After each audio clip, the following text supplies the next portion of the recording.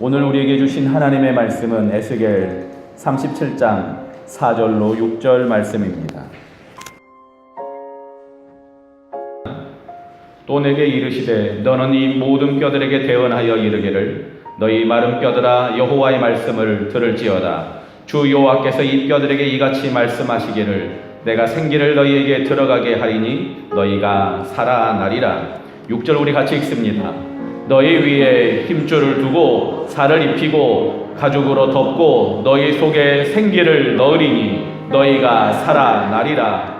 또 내가 여호와인 줄 너희가 알리라 하셨다 하라. 아멘.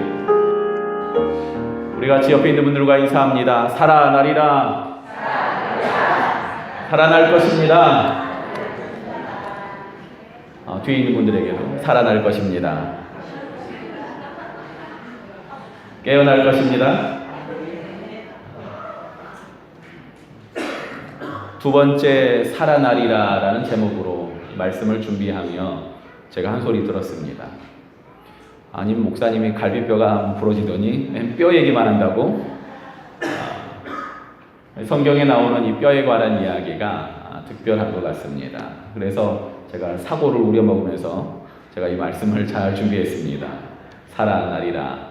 마른 뼈들이 너희 현실이다 라고 하나님이 에스겔에게 보여주십니다. 사실 원래 그 사람들은 예루살렘에 있을 때도 마른 뼈 같았습니다. 왜냐하면 아무 감동이 없는 예배를 드리고 하나님이 기뻐하시지 않는 수많은 제사를 드렸어요. 그래서 하나님이 호세아를 통해서 말씀하시되 야 아니다 라고 얘기합니다. 호세아가 너희가 이렇게 음행하고 있다 빨리 돌아와라 그러니까 뭐라는 줄 아세요?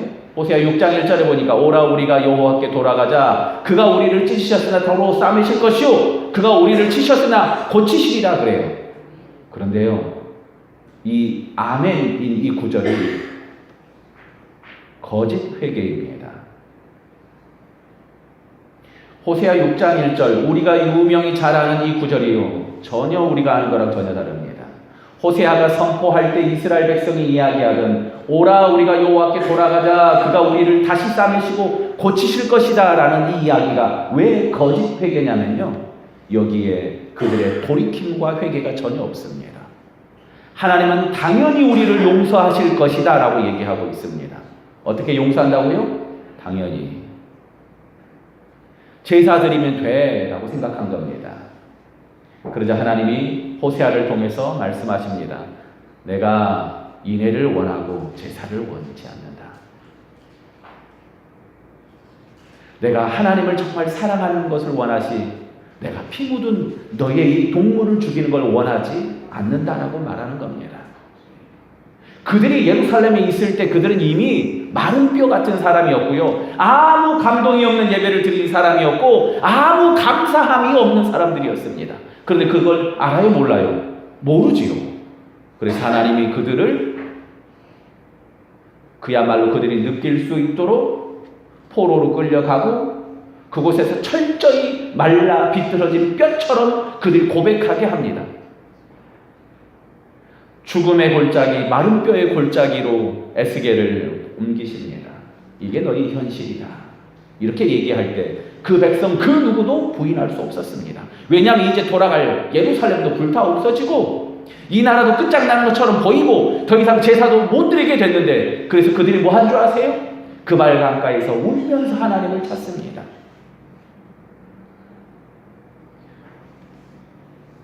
우리 자막도 살아나리라. 정신 차려라. 알았지? 건드리지 말고.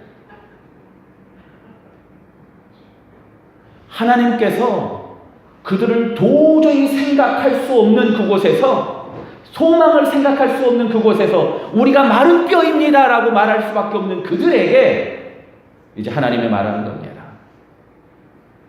이 뼈들이 능히 살겠느냐? 누가 봐도 이 대답을 알아요. 당연히 못 살지요. 근데 하나님은 그렇게 하나님의 회복을 시작하십니다. 마른 뼈 같은 곳에서 하나님의 은혜가 시작하는 겁니다. 마른 뼈 같은 이 나라에 하나님의 은혜가 시작될 것입니다. 물질이나 돈 이야기 말고 성령을 얘기하면 사람들이 이상한 눈으로 쳐다보잖아요. 이게 마른 뼈 같은 상황 아닙니까? 기도하면 치유가 일어난다고 말할 때 그 성경이나 나오는 얘기라고 말하는 이게 마른 뼈 같은 상황이 아닙니까? 이 마른 뼈 같은 시대에 하나님이 오늘 이 말씀으로 우리 가운데 살아나리라 라고 말씀하시는 겁니다.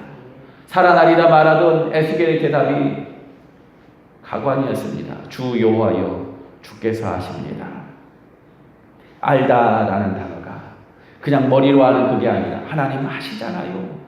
우리가 왜 이렇게 죽어갔는지, 왜 이렇게 마른 뼈처럼 됐는지 하나님 하시잖아요. 어쩌면 하나님께 투정을 부리는 것 같고 하나님 소망을 주십시오라고 하는 얘기, 주중에 얘기하면서 다시 묵상하는데 똑같은 대답이 하나 생각났습니다. 뭐냐면 예수님을 3번 배신하고 베드로가 고향 갈릴리로 가 있을 때 예수님이 찾아오십니다. 베드로가 예수님이 묻습니다. 베드로야, 네가 나를 사랑하느냐? 그때 베드로가 주님 내가 너무 사랑합니다. 2번째 물으실 때 베드로가 또 대답합니다. 제가 정말 사랑합니다. 3번째 물을 때 베드로가 얘기합니다. 주께서 아십니다. 3번째 물으실 때 베드로가 근심하여 이르시되 주님 모든 것을 아시오매 내가 주님을 사랑하는 줄 주님께서 아십니다. 3번 배반하고 이제 도저히 주님 볼 면목이 없는데 그 베드로의 대답이 이제 더 이상 사랑합니다라는 고백이 아니라 하나님 아시잖아요. 어쩌면 여기 에스겔의 대답이 마찬가지가 아닐까 생각해 봅니다. 하나님 아시잖아요. 내 인생은 끝났다, 도저히 일어나지 못할 것이다 라고 생각할 때 주님이 그때 오셔서 하나님 아시잖아요. 그 하나님을 찾는 그 목소리를 듣기를 원하시는 겁니다. 그리고 그 사람에게 이렇게 명령합니다. 4절입니다. 우리 같이 한번 읽어봅니다. 또 내게 이르시되 너는 모든 이 뼈들에게 대언하여 이르기를 너희 마른 뼈들아 여호와의 말씀을 들을지어다. 아멘. 너는 이 모든 뼈들에게 대언하여 이르라 라고 말합니다. 뭐 하라고요? 대언하다. 대신해서 말하라고 합니다. 대언하는 사람을 성경은 예언자라고 합니다. 누구라고요? 예언자입니다. 맡길 예, 말씀 언, 예언자입니다. 오늘 똑같은 단어가 여기 사용됩니다. 하나님의 예언자에게 그 시대를 향하여 선포하라고 합니다. 선포하라고 하면은 그 사람들이 회개하고 돌아올 것이다 라고 말한 예언자는 한 명도 없습니다. 그저 하나님은 얘기합니다. 너는 대언해라. 그러면 그 다음은 하나님이 책임지시는 겁니다. 너는 뭐 하라고요? 대언해라. 하나님의 말씀을 선포하라. 그러면 그 다음을 누가 하세요? 하나님이 하시는 겁니다. 때로는 대언하고 났는데 듣든지 안 듣든지 너는 말씀을 선포하라고 할 때도 있습니다. 대언하는데 아니 듣는데 선포하면 뭐합니까? 당장은 안 듣는 것 같은데 그 대언했던 내용을 하나님의 말씀으로 성경에 기록하고 그리고 나서 그들이 포로지에 끌려갔을 때 그걸 읽는 겁니다. 대언하셨구나. 하나님이 이미 말씀하셨구나. 내가 그것을 듣지 않았구나. 거기 가서 아는 겁니다. 하나님의 말씀이 하나도 땅에 떨어지는 것이 아니라 마침내 역사하는 겁니다.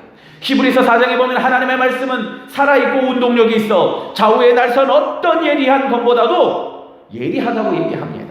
그래서 혼과 영과 관절과 골수를 찔러 쪼개기까지 하며 우리의 생각과 마음을 수술하신다고 하나님은 말씀하고 계십니다. 하나님의 말씀이 힘이 있습니다. 뭐가 힘이 있습니까? 하나님의 말씀이 힘이 있습니다.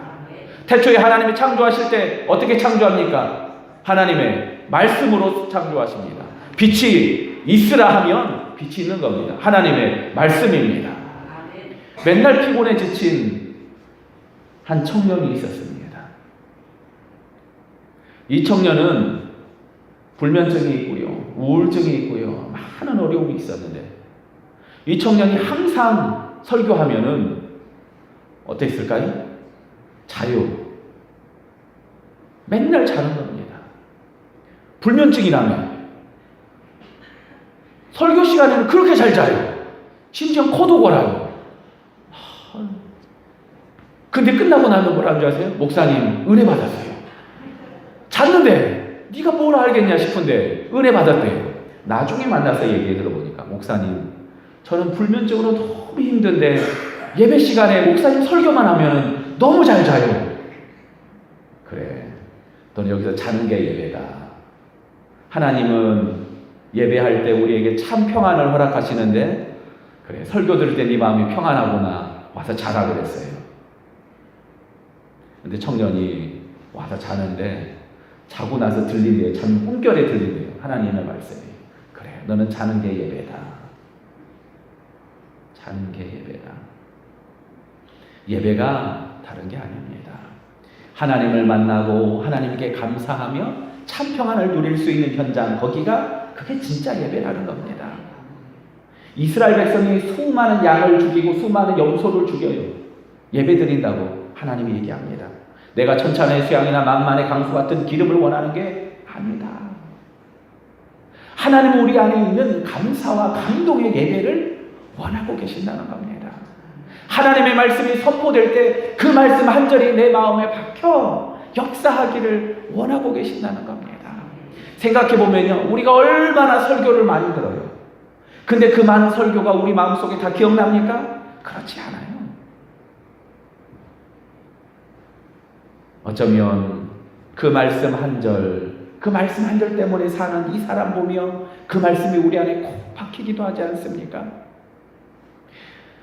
제가 어제 분당에 있는 할렐루야 교회 성경 세미나로 다녀왔습니다. 근데 제가 그 교회랑 특별한 인연이 있습니다. 무슨 대단한 인연이 있는 게 아니고요. 그 큰 교회 목사님, 이 목사님 설교를 대학원 때 연구한 적이 있습니다. 목사님 설교를 연구한다고 인터넷에 있는 수십 편의 설교를 다 듣고 책으로 몇 권을 봤어요. 그러니까 수백 편의 설교를 들었지요. 그리고 나서 원래 그냥 써도 됩니다. 그냥 그렇게 이 목사님 설교는 이렇게 진행합니다 라고 써도 되는데 그냥 그래도 하고 싶더라고요. 그래서 이메일을 썼습니다. 목사님, 제가 목사님 설교를 연구하는 사람입니다. 근데 혹시 목사님 설교의 지론이나 설교에 대해서 혹시 말씀하시고 싶은 부분이 있으면 짧게라도 언급해 주시면 감사하겠습니다 라고 이메일을 보냈습니다. 근데 일반적으로 큰 교회의 목사님들은요, 자기 이메일을 자기가 직접 보지 않습니다. 보통 비서들이요, 다 준비해서 추려서 드리고요. 바로 기대하지도 않았습니다. 그냥 저는 연구하니까 그냥 이렇게 했어요 하고 이랬는데 답이 없더라 라고 그냥 보내면 되려고 생각을 했는데 다음날 답이 왔어요. 제 설교를 연구해 주셔서 감사합니다. 저는 제가 한마디로 이 설교에 대해서 뭐라고 하기 어려운데 혹시 참고가 될까 싶어서 제가 강의하는 설교학 강의 노트를 보냅니다. 그분이 설교학 교수님이었더라고요. 그분이 그리고 자기가 설교하는 설교학 강의 노트를 보내셨는데 이건 한 권의 책이에요. 꼼꼼히 읽고 그분이 얘기하는 설교에 대해서 정리했습니다. 그분이 그런데 거기에다 한 가지 덧붙였어요. 혹시 저에 대해서 쓴 그 페이퍼를 논문을 제가 읽고 싶습니다. 끝난 다음에 보내주세요 라고 해서 제가 연구했던 그 수십 페이지짜리 논문을 그분한테 보내드렸습니다. 그랬더니 그 다음날 다시 이메일이 왔어요.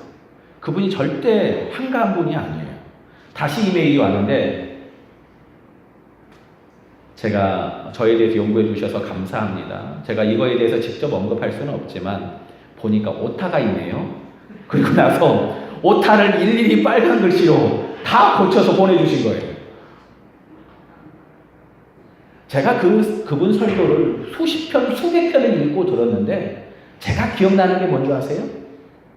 그분이 보내준 이 오타를 기록해서 이게 기억이 나요.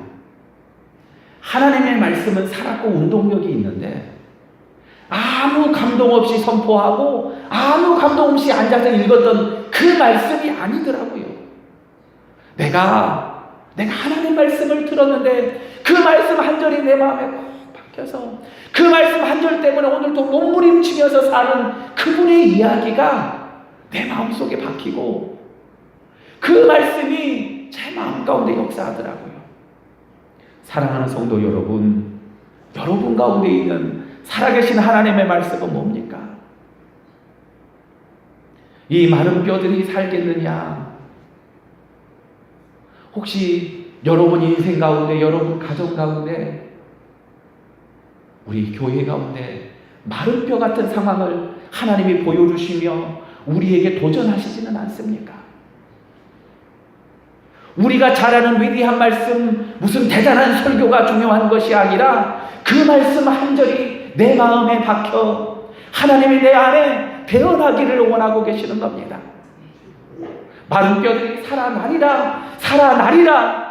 이 말씀 한 절로 내 마음 가운데 태어나라고 하시는 겁니다. 사랑하는 성도 여러분, 태어나며 선포해야 될 곳이 어디입니까? 마른 뼈 같은 우리 인생이 어디 있습니까? 살아나리라, 고쳐나리라. 하나님 우리에게 태어나기를 원하시는 겁니다. 주일학교 있다 보면요, 애들이 말을 들어요, 안 들어요? 안 들어요, 당연히. 애들은 뭐 하고 있죠? 휴대폰 하고 있어요. 그러면 거기다 대고 뭐 하죠? 그냥 얘기하는 겁니다.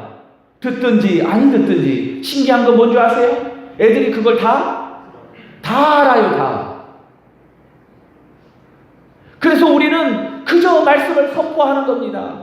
그러면 하나님께서 그 한 절이 그들 마음 가운데 붙어 있도록 하는 겁니다.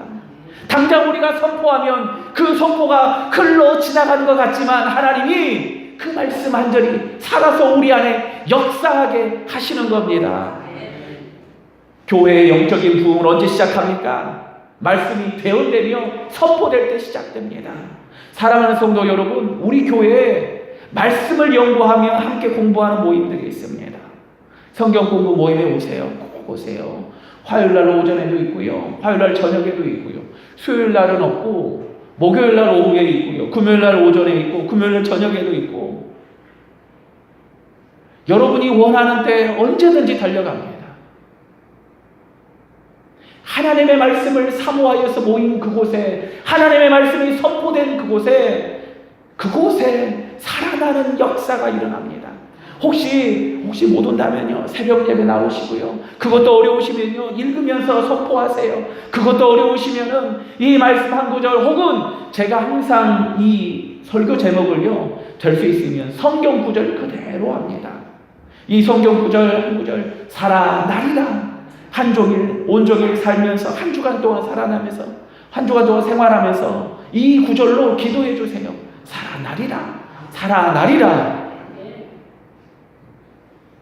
어둡던 중세시대가 끝나고 새로운 바람이 불며 교회가 개혁되며 새로운 시대가 열렸습니다. 그 시대를 연 사람이 루터라는 사람이에요. 이 사람은 95개조 반박문으로 더 이상 교회가 이렇게 살아서는 안 됩니다 라고 큰 대자보를 썼습니다. 그거 말고 그 사람이 한 일이 없어요.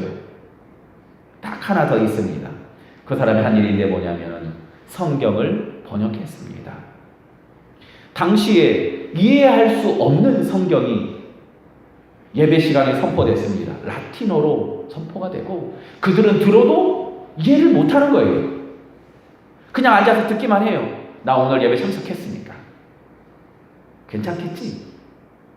그런데 그 사람들에게 성경을 번역하여 선포하기 시작하고 전달해주기 시작하는데, 이 말씀이 그 사람들이 읽기 시작하고 이 말씀으로 그 사람들이 변화되기 시작하고 이 말씀으로 교회가 변화되기 시작했습니다. 교회 부흥은 말씀 부흥에서 시작합니다.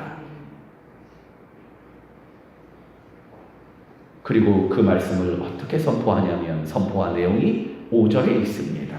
같이 한번 읽어봅니다. 주 여호와께서 이 뼈들에게 이같이 말씀하시기를 내가 생기를 너희에게 들어가게 하리니 너희가 살아나리라. 아멘. 뭐가 들어가게 하리니? 생기가 들어가게 하리니 너희가 살아나리라. 어떻게 살아납니까? 생기로 살아납니다. 말씀이 선포되자 모양이 갖춰집니다. 말씀이 선포되자 힘줄이 돋고 거기에 살이 붙고 뼈가 모양이 갖춰져요. 근데 그걸로 끝이 나는 게 아닙니다. 모양이 있는 걸로 끝이 아닙니다. 뭐가 있어야 됩니까? 생기가 있어야 됩니다. 창세기 1장 2절에 보면은 하나님의 영은 수면 위에 운행하니라. 여기 하나님의 영이 생기와 똑같은 단어입니다. 따라합시다. 루아흐. 가래가 좀 끓는다 그러면 아주 발음이 잘하는 겁니다. 루아흐. 네, 이렇게 발음합니다. 이 단어는 특별한 의미가 있습니다. 바람, 성령, 생기, 영, 이런 의미가 있어요. 그런데 여기 성경 본문에 보니까 오늘 1절과 14절에 나오고요, 5절과 6절, 8절, 9절, 10절에 보면은 계속해서 생기에 대해서 얘기합니다.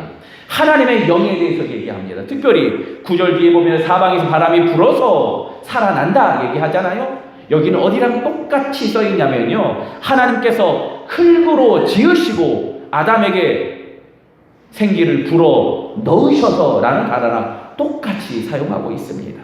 그러니까 마른 뼈 같은 이들에게 그야말로 하나님이 새롭게 창조하시고 그리고 나서 생기를 불어 넣으셔서 다시 창조했던 겁니다. 모양만 갖춰진다고 되는 게 아닙니다. 교회가 모양만 있다고 이 교회입니까? 아닙니다. 예배가 모양만 갖췄다고 예배입니까? 사도신경하고 찬송하고 특송하고 성가대하고 이게 예배가 아니라는 겁니다. 생기가 없으면 하나님이 기뻐하는 예배가 아니라는 겁니다. 하나님이 살아있는 말씀, 살아있는 감동이 내 안에 없으면 이게 죽은 거라는 겁니다.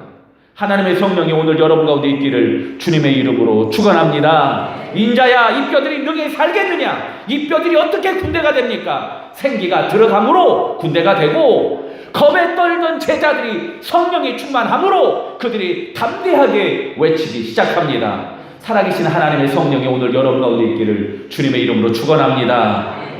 껍데기가 아니라 그 안에 깊은 열정이 있는 겁니다. 하나님의 열정이 오늘 내 안에 임하면 그때부터 일하기 시작하고 움직이기 시작하고 예배하기 시작하는 겁니다. 하나님이 보여주신 마른 뼈가 있습니까? 우리가 말씀으로 우리 속에 먼저 선포합시다. 마른 뼈가 살아나리라, 살아나리라. 그럴 때 성령이 오늘 우리에게 역사하는, 역동하는 힘을 주시는 것입니다. 그렇게 역동하는 힘으로 마침내 우리가 깨닫는 게 있습니다. 본문 6절 제일 마지막에 보면 또 내가 여호와인 줄 너희가 아니라. 에스겔에 총 65번 내가 여호와인 줄 너희가 알리라. 이 말씀이 계속해서 반복됩니다. 이게 무슨 말이냐면요, 포로로 끌려갔으니까 더 이상 끝났고 하나님이 우리를 버렸고 우리는 더 이상 소망이 없고 하나님이 뭔 소용이 돼? 우리가 끝났다. 그거 해봐야 소용없어 말하고 그리고 한탄하고 있는 사람들에게 내가 너희를 버리지 않고 내가 너의 하나님이 되고 내가 너희를 위해서 일하고 너희는 마침내 다시 돌아오리라 선포하는 내용이 바로 이 구절입니다. 내가 여호와인 줄 너희가 알리라. 그냥 살아나는 게 의미가 없다는 겁니다. 하나님이 왜 살리십니까? 하나님이 왜 군대가 되게 하십니까? 하나님이 왜 생명이 되게 하십니까? 내가 여호와인 줄 너희가 알리라. 하나님이 우리와 만나고 싶다는 겁니다. 하나님이 내가 너희 하나님인 줄 너희가 제발 알았으면 좋겠다. 그래서 힘을 주신다는 겁니다. 하나님이 주시는 힘으로 뭐 하는 겁니까? 그래서 하나님을 기쁘시게 하라는 겁니다. 하나님을 기쁘시게 가정에 가서 예배하고요, 하나님을 기쁘시게 가정에 가서 요리하세요. 하나님을 기쁘시게 일하세요. 하나님을 기쁘시게 땀을 흘리며 하나님을 기쁘시게 우리가 이곳에서 봉사하며 하나님을 기쁘시게 섬기라는 겁니다. 하나님을 기쁘시게 참아줘라. 하나님을 기쁘시게 용서해라. 이 모든 내용이 내가 여호와인 줄 너희가 알리라. 65번이나 에스겔을 통하여 선포하며 하나님 오늘 우리에게 부탁하고 계시는 겁니다. 사랑하는 성도 여러분, 우리는 살아날 겁니다. 중요한 건 살아나서 뭐 할 겁니까? 예수님께서 이 땅에 오셨습니다. 예수님께서 이 땅에 오심이 우리에게 무슨 의미가 있습니까? 임마누엘, 하나님 우리와 함께 하심이 우리에게 무슨 의미가 있습니까? 마태복음 28장 20절에 보면은요, 보라, 내가 세상 끝날까지 너희와 항상 함께 있으리라 말씀하신 이유가 있습니다. 가라, 땅끝까지 가라. 내가 세상 끝날까지 너희와 함께 있을 거니까 너희는 땅끝까지 가라 말씀하여 주시고 우리에게 분부하셨던 것입니다. 이 땅에 오신 예수님의 회복은요, 그냥 단순히 예전에 잘 나가던 때처럼 이때가 아닙니다. 하나님의 백성으로 이제 생기를 불어넣는 그 일을 하기를 원하시며 하나님과 함께 동행하기를 원하시며 하나님이 너를 위해서 어떻게 일하는지 깨닫기 원하는 바로 그 일을 하기를 원하시는 겁니다. 그 말씀 한 절이 내 안에 힘이 되고 역사가 되어서 하나님과 상관없는 일을 하는 것이 아니라 다시 일어나 이제 하나님을 기쁘시게 하는 바로 그 일을 하기를 원하십니다. 살아나리라. 오늘 이 말씀이 여러분 인생 가운데 그대로 이루어지기를 주님의 이름으로 축원합니다. 우리 같이 찬양하며 선포하며 고백합시다.